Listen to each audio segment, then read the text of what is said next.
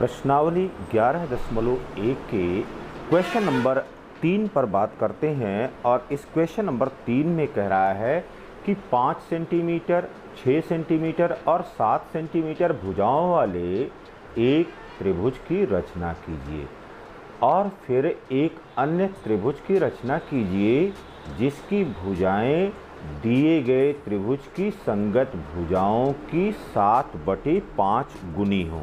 तो यहाँ पर पहले जो माप दिया गया है उस माप के आधार पर हमने त्रिभुज की रचना कर लेना है। अब यहाँ पर भुजाएं 5, 6 और 7 सेंटीमीटर की हैं। तो सबसे पहले हमने क्या करना है, जो सबसे बड़ी भुजा है उसको आधार के रूप में ले लेना है। अब यहाँ पर 0 पर अंकित किया हमने और फिर 7 सेंटीमीटर, सबसे बड़ी भुजा यहाँ पर 7 सेंटीमीटर के बराबर है। तो अब 7 सेंटीमीटर के बराबर की रेखा यहाँ पर खींच लिया और इसको हमने पॉइंट दे दिया कि यह पॉइंट बी और पॉइंट सी है। ठीक, अब इसके बाद अन्य दोनों भुजाओं के लिए एक बार 5 सेंटीमीटर और एक बार 6 सेंटीमीटर की त्रिज्या लेते हुए बिंदु बी और बिंदु सी को केंद्र मान करके चाप लगाएंगे। जहां पर यह एक दूसरे को काटेगा उस कटान बिंदु पर हमने ए लिख लेना है। यहां पर अब सबसे पहले जो है 5 सेंटीमीटर की त्रिज्या हमने माप लेना है और 5 सेंटीमीटर की त्रिज्या माप करके यहां पर बी बिंदु को केंद्र मानते हुए 5 सेंटीमीटर की त्रिज्या से इस प्रकार से चाप लगा देना है। फिर अब 6 सेंटीमीटर की त्रिज्या बढ़ा करके ले लेना है और 6 सेंटीमीटर की त्रिज्या लेने के बाद सी बिंदु को केंद्र मान करके अब चाप लगा देना है। जहां पर यह एक दूसरे को काट रहे हैं उस कटान बिंदु को ए लिख देंगे, ए को बी से और ए को सी से मिला देंगे।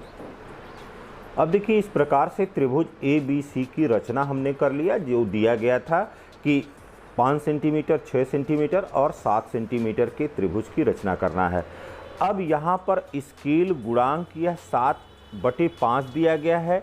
अब ग्रेटर देन 1 है, 1 से अधिक है। इसका मतलब है कि जो त्रिभुज अब बनेगा वह त्रिभुज पहले की अपेक्षा यहाँ पर क्या होगा, पहले की अपेक्षा यहाँ पर हमने बड़ा त्रिभुज प्राप्त होगा।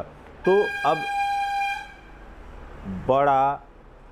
बड़ा त्रिभुज बनाना है, ये एकदम क्लियर होना चाहिए।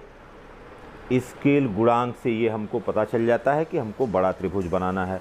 अब यहाँ पर देखिए, इस BC के शीर्ष A के दूसरी ओर बिंदु B से न्यून कोण बनाती हुई, यहाँ पर अब आपको याद रखना है कि कोण मापने की ज़रूरत नहीं है, न्यून कोण बनाती हुई एक रेखा हमने खींच दिया। और देखेंगे स्केल गुणांक में जो अंश और हर में अंक दिया गया है उसमें कौन सा अंक बड़ा है। तो यहाँ पर 7 बड़ा है, 7 इज ग्रेटर देन 5 है। तो अब B बिंदु से इस BX रेखा को, जो BX रेखा हमने खींचा हुआ है, इस BX रेखा से हमने अब 5 छोटा है, 7 बड़ा है। तो अब 7 यहाँ से हमने भाग कर लेने हैं और भाग इस प्रकार से होने चाहिए कि सभी 7 भाग बराबर हों। तो यहाँ पर अब B बिंदु को हमने केंद्र मानते हुए और आपने इस तरह से निशान लगा लेना, पहला हो गया। इसी प्रकार से यहाँ पर यह दूसरा हो गया। अब देखिए बेटा, इस B5 को C से मिला देना है क्योंकि यहाँ पर 7/5 है। तो B5 को 7 से मिला देना है और अब यहाँ पर B5 पर प्रकार की नोक रखते हुए किसी त्रिज्या से आपने चाप लगा लेना है कि यह यहाँ पर बनने वाले कोण को काटे। और इसी प्रकार से अब B7 पर आना है और B7 पर उसी त्रिज्या से यहाँ पर भी चाप लगा लेना है। यह चाप लगाने की प्रक्रिया हो गई। अब यहाँ पर कितना कोण बन रहा है, इस कोण को हमने माप लेना है क्योंकि इस रेखा CB5 के समानांतर B7 से हमने रेखा खींचना है। तो कोण हमेशा प्रारंभिक बिंदु से मापते हैं। अब यहाँ पर निशान लगा लिया कि कितना कोण है। अब देखिए बेटा, स्केल रखते हुए B7 से और इस कटान बिंदु से जाती हुई रेखा हमने खींचना है।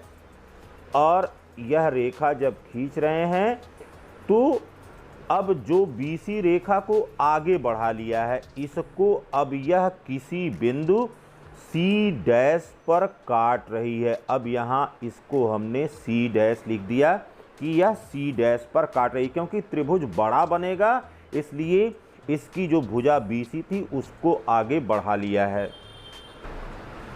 अब इस रेखा AC, यह रेखा AC है, इसके समानांतर रेखा खींचना है C बिंदु से।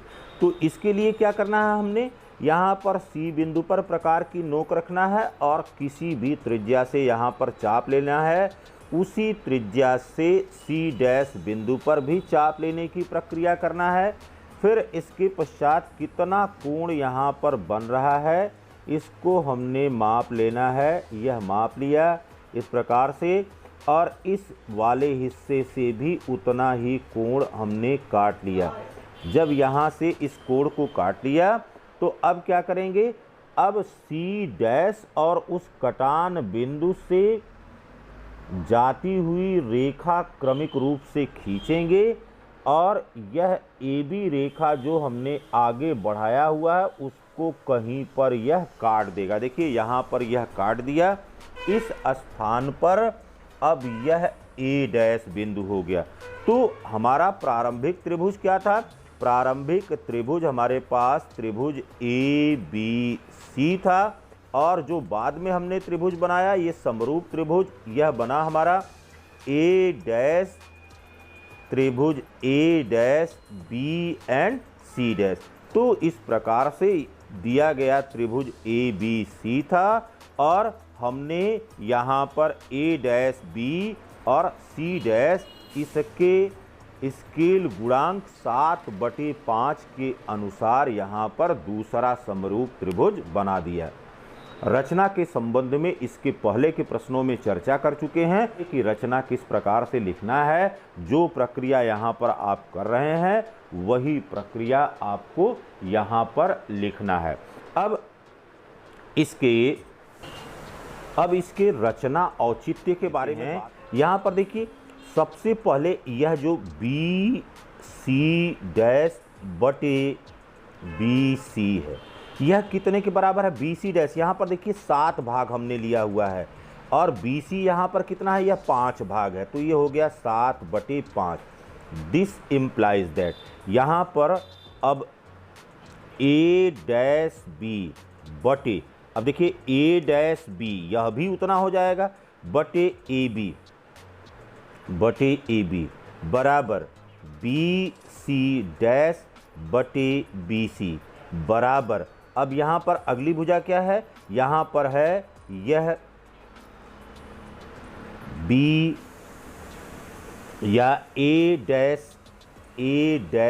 C' बटे यहाँ पर AC, यह बराबर हो गया 7/5 के। तो एक भुजा के साथ इसको सिद्ध कर लिया, तो समस्त भुजाओं के साथ यह पता चल रहा है कि यह 7/5 के अनुपात में है।